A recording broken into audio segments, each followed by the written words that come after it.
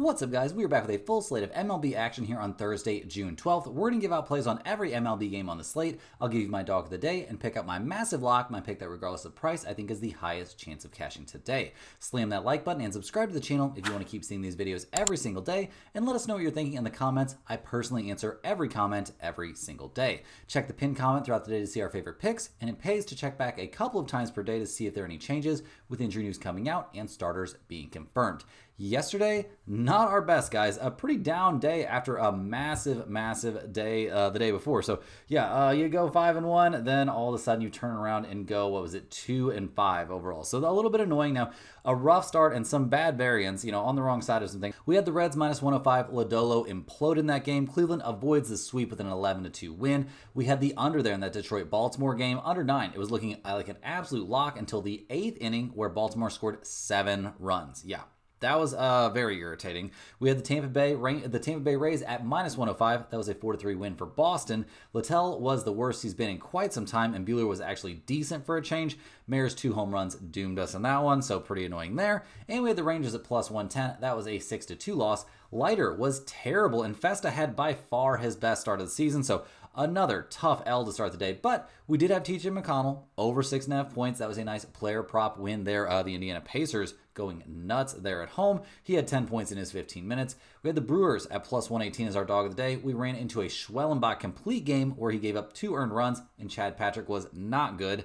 We had the Mets minus 250 as our massive lock of the day. That one came through comfortably, a 5-0 win behind a Preston complete game shutout. And guys, Soto all of a sudden hitting the ball real well. So now what we're looking for, time to try and bounce back here on a short Thursday slate. And first up, guys, we'll be looking at the Washington Nationals going on the road to take on the New York Mets. The Nationals come into this game losers of 4 in a row. They just got shut out in game 2 of this series at, New York. So not having the best time. They'll hand the ball in this game to Michael Soroka. He's 3-3 on the year, a 4.86 ERA. He's fresh off of his best start of the year by far. 6 innings, 2 hits, no runs allowed in a 2-0 win there against the Rangers. He also struck out 7 and walked 1. So yeah, very good stuff there from Soroka. Now, can we expect him to do that again? I mean, he hasn't done that at any other point this season, so we'll see if he's got it in him to do it in back-to-back games. But the Rangers and the Mets, not exactly the same teams at the plate either, so that would be a bit of a big ask for Soroka to just go out there and dominate a red-hot Mets offense, but we'll see what he can do. The bullpen for the Nationals has been a big problem all year long, a 5.77 bullpen ERA. They've been either worst, second worst, they've been the bottom 3 all year long in terms of bullpen ERA. The offense has had some positive moments, but that is the opposite of what they're having right now. They've scored 0, 4, 2, 0, 2, and 1 runs over their last several games. Not a great look. They're 27th in the majors in runs scored, but 21st in batting average, 22nd in on-base percentage. I think this is probably, an offense that's going to sell around 20th or so in the majors. Probably not going to be in the top half of the MLB. So we'll see what they can put together here on the road against the Mets, who come into this game winners of 5 in a row now. They're 44-24 on the year. They've got a nice 5-game cushion there in the NL East. They'll hand the ball to Kodai Senga in this game. He's 6-3 on the year, a 1.59 ERA. His last start was against the Rockies, and he was dominant. 6 innings pitched, 5 hits, 1 run allowed. It was a solo home run in a 4-2 win there for the Mets. The Mets are, what is it up to now? 4-1 over his last 5 starts. The one loss was at Fenway against the Red Sox, so maybe we cut him a little bit of slack there. Obviously not great. He has faced the Nationals once this year, and he was good. 6 innings, 6 hits, 2 earned runs back in late April. But we did see the Mets lose that game 5-4. Now, that one was at Washington. This one's going to be in New York. So a little bit of a different situation. The Mets bullpen, guys, no problems there. Second best bullpen in the major leagues overall. And the offense has been hitting the ball really well. 5-5, 13, 8, and 4 runs over their last several games. Pete Alonso hitting the cover off the ball. No changes there. Juan Soto finally starting to live up to that contract. Absolutely mashing here lately. So the Mets offense, 8th in runs scored and 4th in on-base percentage. I think that 8th in runs scored number could settle somewhere around top 5 once everything is said and done. So looking at the numbers here, no shock to see the Nationals as huge underdogs. They're plus 105. The Mets are minus 250. We've got a total of 8 out there. Washington, 15-19 on the road, 17-16-1 to the under on the road. The Mets are 26-7 at home. That's an MLB best mark at home. They are 19-12-2 to the under at home. I'm not going to take under 8 here. I expect Soraka to come back to earth a bit and struggle.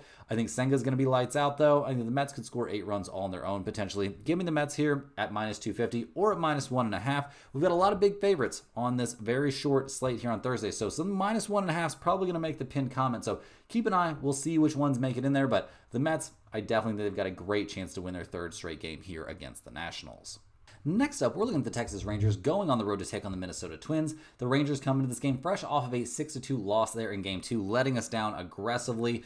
We'll see if they can bounce back here, handing the ball to Patrick Corbin, who's 3-5 on the year, a 3.52 ERA. His last start was against the Nationals, and he was very, very good. 8 innings pitched, 5 hits allowed, 2 runs given up, but we eventually see the Rangers lose that game 2-0. That offense continues to be a massive problem. Corbin hasn't given up more than 3 earned runs over any of his last 5 games, but the Rangers are only 2-3 over that span. We'll see what he can do here against the Twins. Not a team he's faced yet this year, but Patrick Corbin having a pretty solid season overall. The bullpen for the Rangers has had its bumps in the road, but it hasn't looked horrifying. A 3.53 bullpen ERA has them easily in the top half of the majors, so not a lot of concern for the pitching staff for the Rangers. The problem is their lack of offense. Now, they've scored 2, 16, 4, and 5 runs over their last few games, but they're 26th in the majors in runs scored. They're 28th in slugging percentage. Not a lot of positives for this offense. I mean, Josh Smith is batting .276. Congrats. Not a lot to get excited about here. So we'll see what they can do on the road against the Minnesota Twins, who have been a bit, I don't know, all over the place. A little bit underwhelming to start the year. Actually, terrible to start the year. Coming on a little bit better here recently. They did win Game 2 of this series. They'll hand the ball here in Game 3 to Bailey Ober, who's 4-2 on the year, a 3.78 ERA. His last start, he got shelled by Toronto, but overall, he's been very reasonable this season. Struggling, I would say, you could make a case that he struggled in his last 3 starts. They haven't all been terrible. They all have been losses for the Twins, though. So we'll see if he's got a bounce back in him. Obviously, going up against the Rangers should help pretty much any starting pitcher in any bullpen. The Twins' bullpen has been solid this year, a 3.52 bullpen ERA. No problems there. The offense has been all over creation. I mean, 6, 4, 6, 4, 4, and 3 runs over the last few games. It's mostly been mediocre, but they are 16th in the majors in runs scored, 18th in batting average, 17th in on-base percentage, so maybe they're just an average offense, and that should be okay, but not great for the Twins. So looking at the numbers here, the Rangers are plus 140, the Twins are minus 165. We've got a total of 8.5 in this game. The Rangers are 12-23 on the road. They're 21-13-1 to the under on the road. The Twins are 20-11 at home, 17-13-1 to the under at home. In terms of a side in this game, I think it'll be pretty close, but I'll take the Twins at minus 165 as a small lean, but my bigger lean here is definitely going to be under 8.5. Both teams showing trends towards the under. I don't like either offense here too much. I think we like both starting pitchers in this situation, so under 8.5 seems extremely reasonable. Jumping in here with a quick reminder, guys, all of our videos are sponsored by StumpTheSpread.com. Click the link in the description and go over there and see the top confidence picks from our entire team of experienced cappers. Right now, our premium members are getting daily MLB, NBA, NHL, and UFC picks. Major League Baseball has been our most profitable sport the last 3 years running. It's off to a fantastic first half of the season. Things are going very, very well over there, especially over the last, 2 or 3 weeks. It's been a little bit nuts. At StumpTheSpread.com, you'll be able to see exclusive free picks that are only posted there. You'll be able to see our free-to-use bet size calculator and our premium top confidence picks, which might not always match what you see here in the video, as I am not the premium capper for MLB over at Stump the Spread. We've got a guy over there with many more years of experience. He uses some very sophisticated tools and algorithms to make his predictions. The amount of work that goes into these premium picks, guys, is absolutely crazy. The variables that he takes into consideration, weather, climate, that maybe climate is an exaggeration, but it's really, truly nuts. Like history against pitchers, history against lefties, righties, history of particular ballparks, like a ton of variables are taken into consideration for those premium picks. So definitely worthwhile to get over there and check that out. And also, get over to StumpTheSpread.com to get on our free email list. It's absolutely free. All they need is your name and your email address to set up a free account, and you'll get one email straight to your inbox every single day with at least one free pick in it, as well as, parlays can be included in that email, information on niche sports betting like golf, tennis, UFC, all kinds of interesting stuff can end up in there, and you get it every single day. It's free information, guys. All you got to do is hop over there and sign up. And it's absolutely free, and it will definitely help you out over the long run, no doubt about that. Also, if you're a huge fan of what we do here every single day, you can sign up for a channel membership by clicking the little join button right below the video. Channel members are eligible for our members only giveaways. We'll be giving away a Stump The Spread hoodie to one random channel member here in 2 days on the 12th. So that is coming up pretty darn quick. Definitely want to get signed up for that. Sometimes it can take a little bit of time for it to, register that you're a member. I don't know how all that works. You got to hit up YouTube for that. But regardless, guys, you'll be on the list. You'll have a shot. I think we have around 80 channel members, so you've got a pretty reasonable shot to win a giveaway. And we're going to be doing at least 3, maybe 4 giveaways every single month here going forward, as long as we keep having 80 or so channel members. Also, if you're a channel member, you get early access to all of our videos, and you get your name up on screen in every single video like you've been seeing here for the last little bit. So, guys, let's go ahead and hop back in. We've got several more games to cover here on Thursday, and next up, we're looking at the San Francisco Giants going on the road to take on the Colorado Rockies. The Giants come into this one winners of, what is it up to now? Oh my gosh, 7 in a row. A pretty good streak there for the Giants, who are now 40-28 on the season. They just won 10-7 in Game 2 of this series. They'll hand the ball to Hayden Birdsong here in Game 3. This young right-hander, he's done some very good stuff. Only 23 years old. He spent some time in the bullpen, spent some time in the rotation. He kind of did a similar thing last year. Now, his last 4 outings have all been starts and very reasonable stuff. He did struggle a little bit against Detroit, but other than that, he's been lights out. His last start only went 4 1/3 innings against Atlanta, but gave up 2 hits and 2 earned runs. Walked 5 and struck out 5. Clearly not a day where he had his best control. So we'll see if he has a little bit better control in this one. But overall, I don't think we're disappointed in any way with what we've seen from Hayden Birdsong yet this year. He's looking very good. And at 23 years old, let's cut the dude a little slack. He is well ahead of schedule. So loving what we're seeing from Birdsong. Obviously, no complaints about that Giants bullpen. It's the best bullpen in Major League Baseball, and that's been pretty apparent basically all season long. So that's, very likely to continue. No reason that's going to fall off. And the offense is coming alive too. They scored 10, 6, 4, 3, 5, 3, and 6 over their last few games. That is a big step in the right direction. Now, obviously, Bailey going on the IL, the 10-day IL with that neck issue isn't ideal, but I don't think that's too big of a hit for a team that's 19th in runs scored, 25th in batting average, 21st in on-base percentage, but definitely come into this game swinging some very hot bats. So we'll see what they do here in Colorado to take on the Rockies, who are now building another losing streak. They've lost 5 in a row now. They'll hand the ball to Antonio Senzatella, who's 1-10 on the season, a 6.68 ERA. His last start was one of his better starts this season. Oh, it wasn't even a start. It was just an outing, a long relief appearance. He went 4 innings, gave up 3 hits and no runs against the Mets. Now, the start before that, or the outing before that was a start. He went 4 innings, gave up 8 hits and 7 earned runs against the Mets. So you kind of see the way things can go with Senzatella. The last time he faced San Francisco, it was at San Francisco. He went 5 innings, gave up 7 hits and 4 earned runs. I mean, there's not a lot of positives to find here about Senzatella this season. It's been rough. The bullpen situation for Colorado, while not as bad as last season, still pretty rough. A 4.54 bullpen ERA.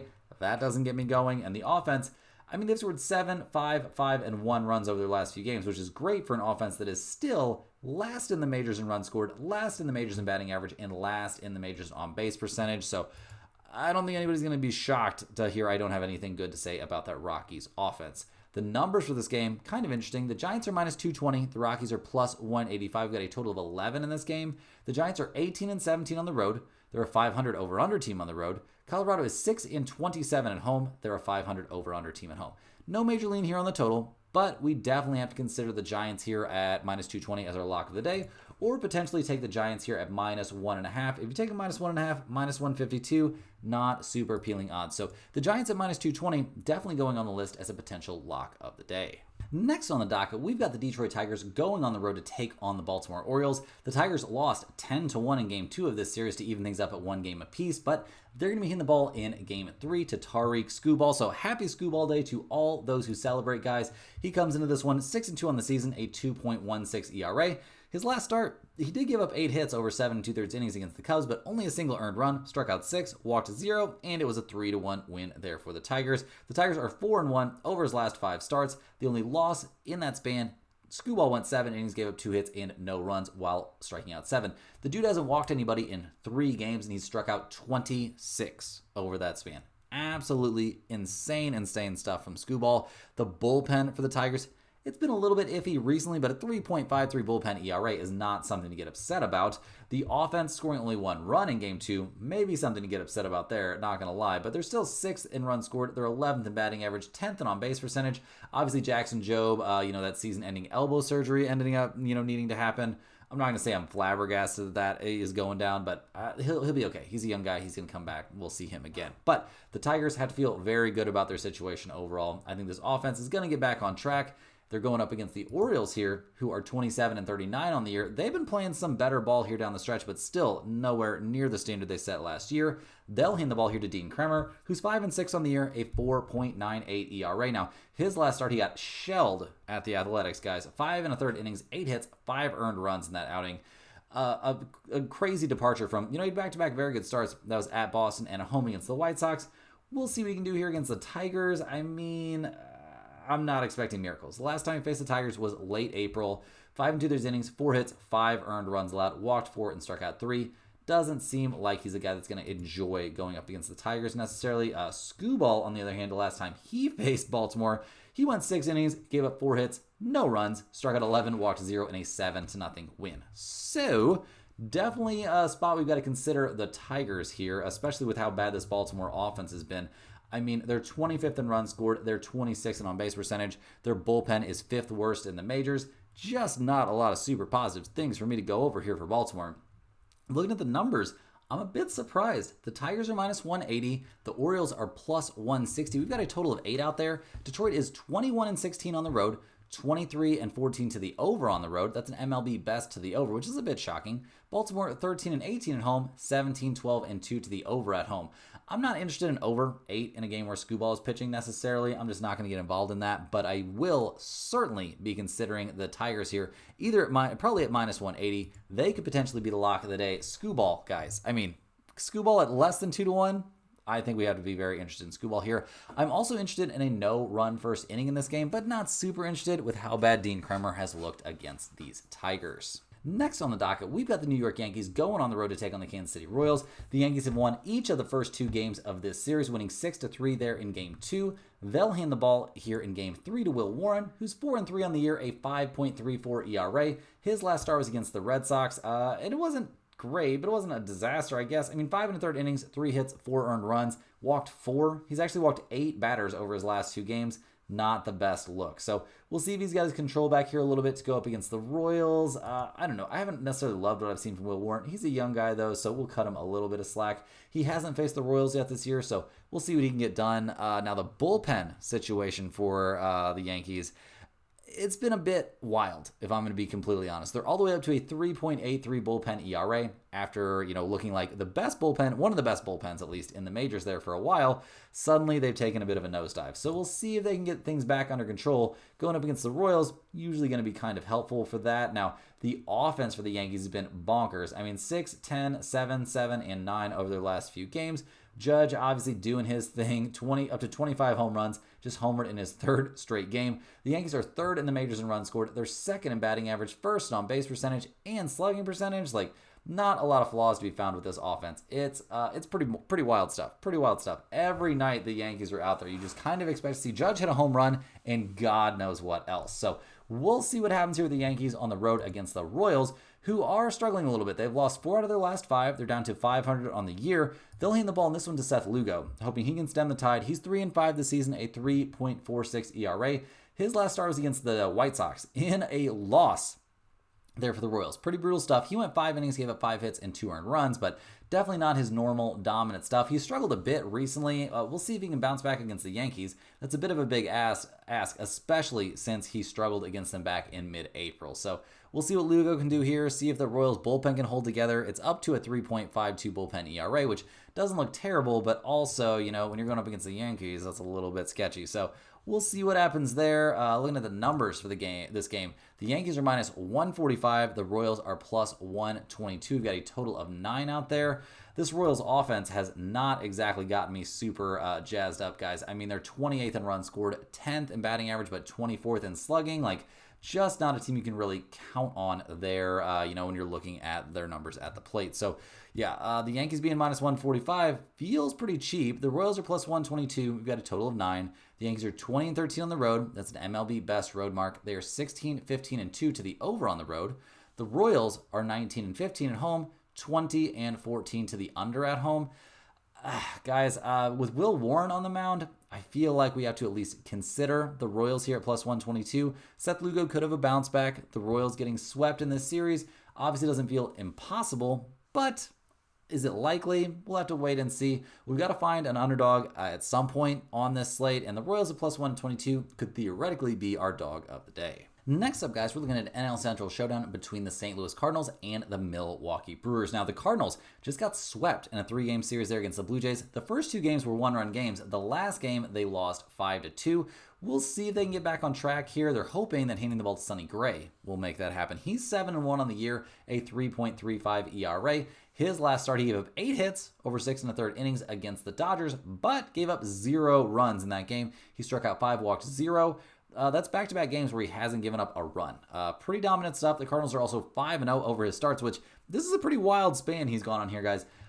A win against the Dodgers, Rangers, Arizona, Detroit, and Philadelphia. That's kind of crazy. Now, that start against the Phillies, he got shelled, and the Cardinals' offense went off for 14 runs. So we're not going to give him credit for that one too much, but it's been pretty wild. The last time he faced the Brewers was back in late April. He was good. 6 innings, 7 hits, and 3 earned runs. Not great. So we'll see what he does this time against Milwaukee. The Cardinals' bullpen has been a tough one to figure out this season. Somewhere below average right now, a 4.01 bullpen ERA, but they've shown signs of getting a little bit better here recently, so we'll see if that actually continues to happen. But going up against the Brewers could be great, could be terrible. Milwaukee 36-33 on the year. They just lost 2 out of 3 against the Braves. They'll hand the ball in this game to Jacob Misiorowski. He is a young 23-year-old out of Blue Springs, Missouri. We'll see what he looks like. It's going to be interesting. Not somebody there's a ton of info on, really. I mean, the dude can throw it hard. That's a pretty big deal, and you would kind of expect that from somebody that's 6'7" out there on the mound. So we'll see what the Cardinals make of this young right-hander. It's his first start in the majors, though. Definitely something to take into consideration there. The situation for the Brewers' bullpen is not great. A 4.41 bullpen ERA. It's been a struggle for this team coming out of the pen pretty much all year long. The offense, obviously, not hitting the ball crazy well either. 2, 4, 1, 0, and 4 runs over their last few games. Nobody hitting the ball particularly hard. They're currently 12th in runs scored, but 24th in batting average, 23rd in slugging percentage. Bringing up their top prospect to make this debut could be exciting, but also could be a bit of a problem. So look at the numbers here. The Cardinals are minus 130. The Brewers are plus 110. We've got a total of 7.5 in this game. The Cardinals are 14-18 on the road. They're 17-14-1 to the over on the road. Milwaukee is 20-14 at home. They're 21-12-1 to the under at home. I'm not going to take under 7.5 in a game where a dude is making his major league debut. I will, however, take the Cardinals at minus 130. I don't think this kid is going to go super deep into this game. I think that puts some pressure on the Milwaukee bullpen, which is not very good. Sonny Gray's obviously been a monster and tends to get tons of run support. The Cardinals at minus 130, definitely making the pinned comment. Rolling right along here, guys, we've got the Pittsburgh Pirates going on the road to take on the Chicago Cubs. The Pirates actually playing some of their best ball of the year. They've won 5 out of their last 6 games. They'll hand the ball in this one to Andrew Heaney. He's 3-4 in the season, a 3.24 ERA. He was dealing with a left calf cramp. That's why he came out of Saturday's game there against the Phillies. He looked great in that game, though. 6 innings, 4 hits, only a single earned run allowed. Struck out 5 and walked 0. Hasn't walked a hitter over his last 2 games. I mean, 4 out of his last 5 starts have been absolutely lights out. He did struggle there at Arizona, but hey, guys, that's going to happen to some dudes. Like, that's a pretty tough team and a pretty tough place to pitch. So we'll see what he looks like here going on the road against the Cubs, an NL Central rival. The last time he faced the Cubs was the second to last day or third to last day of April. 4 2/3 innings, 5 hits, 4 earned runs, and 2 home runs given up in that game in a 9-0 loss. Yeah, that looks terrible, but that is not the way he's throwing the ball right now. Expecting something of a bounce back here from Andrew Heaney. Now the Pirates bullpen, not great. A 4.14 bullpen ERA, while that's bad, has shown signs of, getting in the right direction. So we'll see if that can continue here. Now, the main problem for Pittsburgh this season overall has been their lack of offense, but recently that's been headed in the right direction. 5-2-10, 2-2, 5-2, and 3 runs over their last few games. While that doesn't look insane, is a step in the right direction for a team that's 29th in runs scored and 29th in slugging percentage. So we'll see what they can do here on the road against the Cubs. They come into this game 41-27 on the year. They have lost 3 out of their last 4, though. They'll hand the ball to Jameson Taillon, who is 6-3 this season, a 3.54 ERA. Now, he's been throwing the ball really well over his last 4 starts. Hasn't given up more than 2 earned runs in any of those starts. The Cubs are 4-0 over those starts. Like, a lot of things stacking up here in Taylor's favor, guys, no doubt about it. Now, that winning streak, I mean, the only really good team in there that he beat was the Tigers, and he was great in that outing, so I'm not taking anything away, but the other teams he faced over that stretch, maybe not quite so scary. Now, he hasn't faced the Pirates yet this year, so we'll see how that goes, but overall, I'm expecting him to have a pretty good time out there. The Cubs bullpen has really rounded into form. They're all the way up to 6th best in the majors, a 3.31 bullpen ERA. Pretty impressive stuff. And the offense, guys, all year long has been excellent. They're second in runs scored right now. They are, third in batting average, fifth in on-base percentage. They've got a ton of very scary hitters out there. Now, recently the offense is hitting a bit of a bump in the road. Is this a spot where they come back alive going up against a guy they've had tons of success against this season? I don't think that's impossible. Looking at the numbers here, the Pirates are plus 170. The Cubs are minus 205. We've got a total of 7.5 here. The Pirates are 9-22 on the road. 9-22. They're 19-10-2 to the under on the road. The Cubs 20-9 at home, 15-11-3 to the under at home. I'm not going to take under 7.5 here because I worry that the Cubs could score enough runs to cover that all on their own. I do worry about the Pirates here quite a bit. Now, minus 205 is a bit steep. I would want to look possibly towards the Cubs at minus 1.5. You take a minus 1.5, you can get it all the way up to plus 106, all the way up to plus 112 at some books. Yeah, I think we have to consider the Cubs here at minus 1.5 with Taylor on the mound. Heaney, with that negative history against the Cubs, this could be a tough day for him. Last but not least here, guys, on this very, very short Thursday slate, we're looking at the Chicago White Sox going on the road to take on the Houston Astros. The White Sox won game 1, but then lost game 2 of this series. Obviously, they're having a bad year, 23-45 on the season, but much better than what we saw from them a season ago. They'll hand the ball in this game to Davis Martin, who's 2-6 on the year, a 3.62 ERA. He's been keeping his team in some games. 6 innings, 5 hits, 2 earned runs allowed in his start against the Royals in what was a 7-2 win for the White Sox. Over his last 5 starts, he's given up 2 earned runs, more than 2 earned runs, only a single time. So very, very positive stuff there. This relatively young guy is throwing the ball pretty well. Now, going up against the Astros, I don't think that's really the scariest offense out there. The last time he faced them, though, it was a bit rough back in early May. 5 innings pitched, 8 hits, 3 earned runs allowed, 5 strikeouts, 1 walk, and an 8-3 loss. So he's going to be needing or trying to, change that result a little bit, and he might get some help from the bullpen, honestly. The White Sox bullpen, a 4.41 bullpen ERA is clearly bad, but it's not as terrible as they were a season ago. So make of that what you will. That's at least something in a positive direction for this team. The offense is not great. It's not as bad as it was last year, though. So steps in the right direction. They're 26th in runs scored. They are 27th in on-base percentage. 2, 4, 5, 4, and 7 runs over the last few games. I'll give them a little bit of credit. Not a ton, but at least a little bit. So we'll see what they can do here against the Astros, who come into this game 37-30 on the year. They had lost 2 in a row before snapping that tiny little streak there with a win over the White Sox in Game 2. They'll hand the ball in this game to Framber Valdez, who's 6-4 on the season, a 3.07 ERA. His last several starts have looked very, very good. I mean, 7, 9, 6, 7, and 8 innings pitched respectively. Hasn't given up more than 3 earned runs over any of those starts. And the Astros are a kind of staggering 5-0 over that stretch. So we'll see what happens in this one, but I'm kind of expecting Valdez to go out there and be pretty good. Although, the last time he faced the White Sox, he really struggled. It was back on May 2nd, 5 innings pitched, 7 hits allowed, 4 earned runs given up, and a 7-3 loss there for the Astros. So we'll see what happens in this one, guys. Looking maybe not so good for Valdez in this particular outing. Now, the Astros bullpen, 5th best in the majors, no problem there. The offense, I know they're coming off a 10 spot, but they're still only 22nd in the majors in runs scored. They are 17th in slugging percentage. Not necessarily an offense that I think is, transcendently good. So looking at the numbers here, I'm a little bit shocked. The White Sox are plus 210. The Astros are minus 250. We've got a total of 7.5. The White Sox are only 7-27 on the road. They're 20-13-1 to the under on the road. Houston, 23-13 at home, 20-15-1 to the under at home.